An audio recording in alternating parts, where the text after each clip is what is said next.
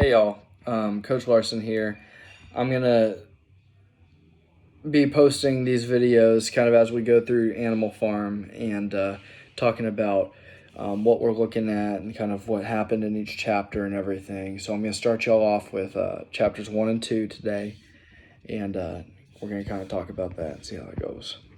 So as the book opens, Mr. Jones, he's the farmer. He oversees the farm that these animals are on, called Manor Farm. He had just gone to bed drunkenly, and he'd forgotten to secure the farm buildings and everything. So as soon as the bedroom light goes out, all the animals, except for Moses, who's a tame raven, they all go to the big barn to hear a speech by Old Major.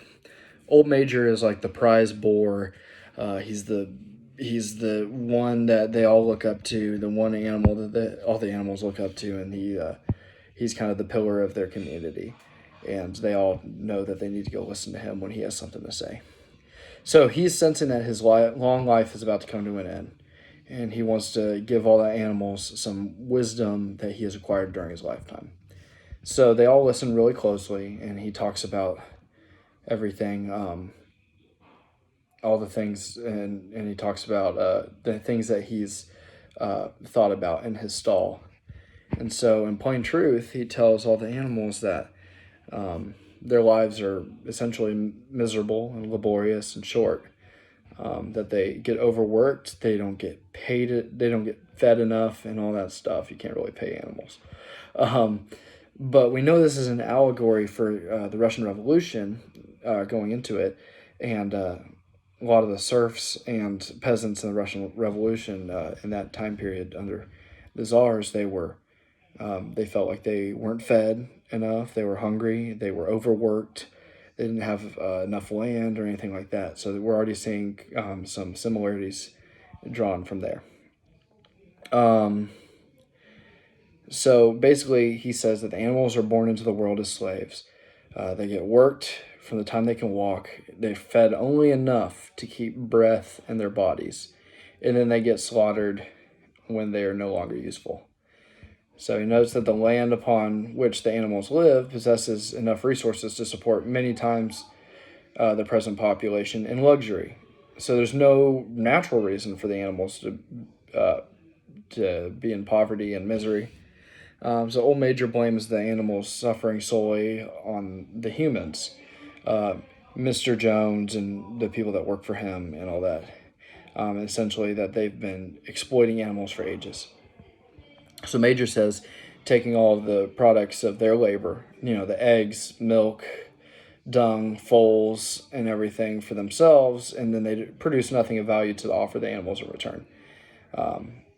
He kind of points out to different animals, like those kind of things that are happening. So he relates the dream he had the previous night, where the animals live in a world without men, and they're free and happy and fed well, and they're treated with dignity. And he urges animals to do everything that they can to make the dream a reality. And it basically wants them to overthrow the humans who own them. So the animals can only succeed in the rebellion if they achieve, a complete solidarity or perfect comradeship. So they call each other comrades throughout this novel also, of all the animals against the humans. And they have to resist the false notion spread by humans that animals and humans share common interests. So a brief conversation is coming up where the animals are debating, the status of like rats as comrades, and Major provides a precept that will allow the animals to determine who their comrades or friends are. Creatures that walk on two legs are enemies. Those with four legs or wings are allies.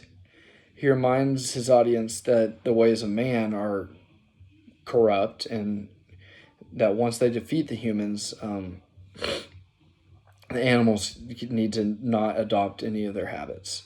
So don't live in a house, sleep in a bed, wear clothes, don't drink alcohol, don't smoke tobacco, don't use money, don't trade or tyrannize other animals. He teaches the animals a song called Beasts of England. That's a very dramatic picture of the utopian or ideal. Utopian means ideal. Animal community of his dream. So the animals sing several inspired choruses of it, and they're singing, and then Mr. Jones thinks that the commotion is a fox getting in or something, so he shoots a shot into the side of the barn, and so the animals decide to go to sleep, and the farm sinks into quietude. So George Orwell is trying to show us all the totalitarianism throughout Animal Farm, and he wants it to relate largely to the events of the Russian Revolution. That was kind of between 1917 and 1944.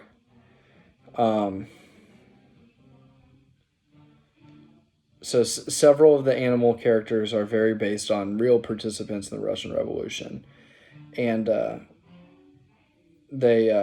we don't really need to possess an encyclopedia, a very in-depth knowledge of Marxist Leninism or Russian history to understand Orwell's satire. So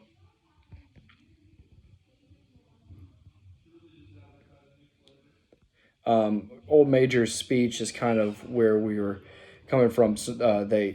It could be kind of similar to Karl Marx coming up with his Communist Manifesto, where he was talking about what he foresaw as like a perfect world and everything under communism, and it kind of rallied people to want to follow it and everything.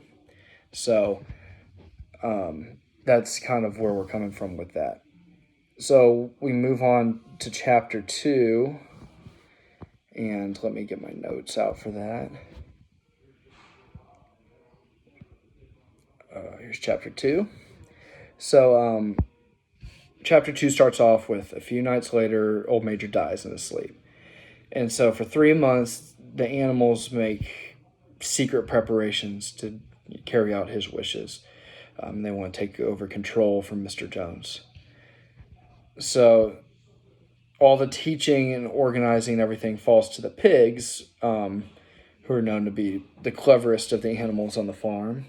And the two pigs that kind of take over that are Napoleon and Snowball. So together with another pig named Squealer, they come up with the principles of philosophy called animalism. And the fundamentals, they kind of spread those among the other animals. So the animals all start calling each other comrade, and they take any issues to the pigs, who they answer the questions about the impending rebellion. And at first, many of the animals find everything about animalism kind of difficult to understand, because they have grown up believing that Mr. Jones is their proper master. Molly, in particular, she's a carriage horse. She expresses concern over whether she will get to enjoy the little luxuries, like she gets to eat sugar and wear ribbons and all that stuff. So Snowball sternly reminds her that ribbons symbolize slavery, that the animals' utopia, they would have to be abolished. They'd have to get rid of the ribbons. So Molly's kind of like, okay, she half-heartedly agrees to it. The most troublesome opponent of the pigs proves to be Moses, who's the raven. He flies around spreading tales of a place called Sugar Candy Mountain, where animals go when they die. And that's it's a place of pleasure and plenty, and sugar grows on the hedges. And even though many of the animals despise Moses, they do find appeal in the whole Sugar Candy Mountain thing. So the pigs work really hard to convince other animals that Moses' teachings are false. There's no way. And thanks to the help of the slow-witted but loyal cart horses, Boxer and Clover, the pigs eventually manage to prime the animals for revolution. So the rebellion ends up occurring earlier than anybody was expecting, and it comes off with ease. Uh, Mr. Jones had been driven to drink after he lost his money in a lawsuit, and he'd let his men become lazy and dishonest and neglectful of the animals and all that stuff. So one day, Mr. Jones goes out drinking pretty heavily, and he forgets to feed the animals. So they're super hungry. They already don't get fed enough. You know, they're always feeling hungry. The cows break in to the store shed, and all the animals begin to eat. So Mr. Jones and his men discover what's happening, and they begin to whip the cows. And then, out of anger, the animals turn on the men and attack them, and then chase them away from the farm. So they're like, "Whoa, we were successful." They're astonished. Everything. The animals hurry up, and they destroy the remaining evidence of their being slaves, their servitude, and all that stuff. They destroy the chains, bits, halters, whips, any of the other stuff in the farm building. And after obliterating all signs of Mr. Jones, the animals enjoy a double ration of corn, and they sing Beasts of England 7 times through until it is time to go to sleep. In the morning, they're admiring the farm from up high. They decide to go in and explore the farmhouse, where they are kind of stunned, and they stare in silence at the luxuries within. So Molly tries to stay inside where she can help herself to the ribbons and look at herself in the mirror, because she is really full of herself and the way she looks. But the rest of the animals reprimand her sharply for the foolishness, and they agree to preserve the house as a museum, but no animals are ever going to be allowed to live in it. So soon after, the pigs revealed to the other animals that they taught themselves how to read. Now, that's kind of crazy, pigs reading, but you know. And Snowball replaces the inscription Manor Farm on the front gate with the words Animal Farm. That's the name of the book. And so Snowball and Napoleon have reduced all the things of animalism to all the principles to 7 commandments. They paint those on the side of the big barn. The animals go to gather the harvest, but the cows, who weren't milked in time, began lowing loudly, and so the pigs milk them, and the animals eye the 5 pails of milk desirously. So Napoleon tells them, "Don't worry about the milk, it'll be attended to." Snowball leads the animals to the field to begin harvesting, and Napoleon lags behind. When the animals return that evening, the milk has disappeared. So we don't know that maybe Napoleon drank it. Maybe he just got rid of it. We don't know yet, right? So the end of the second chapter, the parallels with the Russian Revolution and everything are way more clear. So Manor Farm represents Russia under the kind of part feudal, part capitalist system when the czars were there. Okay, so Mr. Jones kind of stands in for the czar, more specifically Tsar Nicholas. Old Major, like I said before, kind of serves as Karl Marx, who was the first one to talk about the political philosophy behind communism, and then also as well as Vladimir Lenin a little bit, who affected the philosophy to the revolutionary way of getting through things. So his speech to the other animals are very similar to the manifesto that Marx wrote, and to Lenin's later writings, the way he talks about how they, are subservient and all that stuff. And so the animals of the farm, they represent the workers and the peasants in Russia. And then,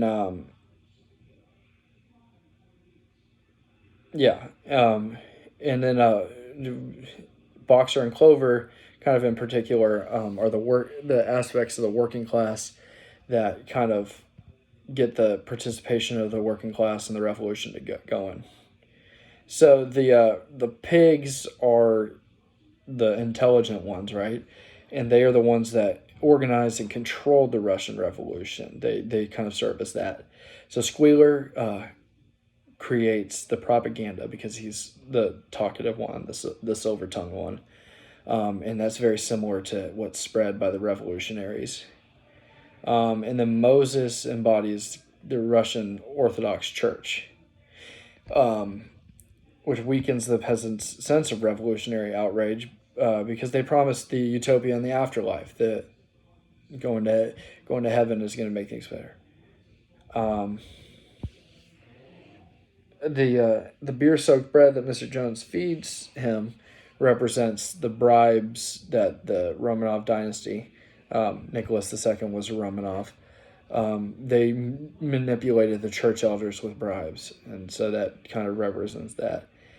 And then Molly represents the self-centered, the rich people of Russia, and she devotes herself to the most likely suppliers of luxuries and comfort. She's all about herself and how she looks and how she is going to be and everything.